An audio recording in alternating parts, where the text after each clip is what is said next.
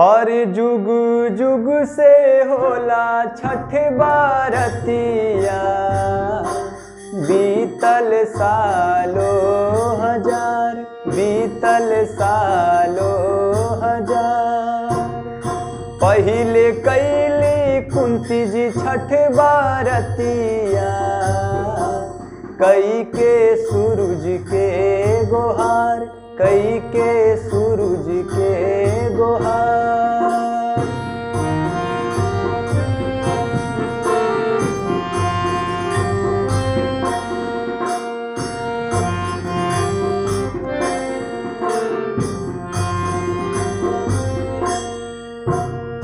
भोरे भोरे देत रहली आदित्य मल के जलवा, खुश हो के सूरज बाबा देले सुनर फलवा। भोरे भोरे देत रहली आदित्य मल के जलवा, खुश हो के सूरज बाबा देले सुनर फलवा। तबे से बनल इहो रीतिया, बरत होला बार बार, बरत होला बार बार।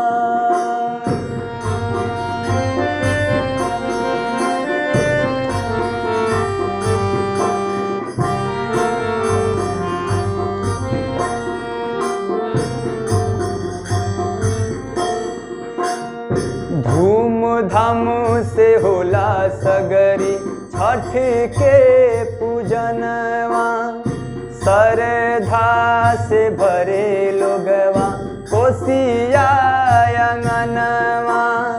धूमधाम से होला सगरी छठ के पूजनवा, श्रद्धा से भरे लोगवा कोसिया अंगनवा।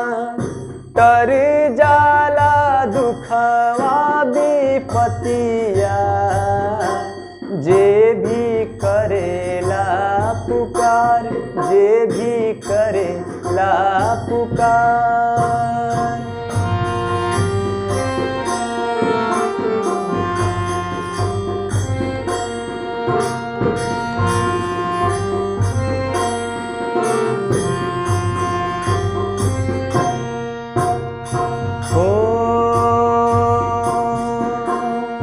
छठ के बरत हवे सब काले भारी,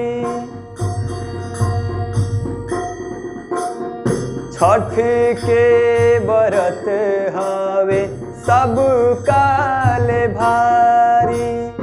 करेला पूजन इहवा सब नर नारी, छठ के बरत हवे सब काले भारी।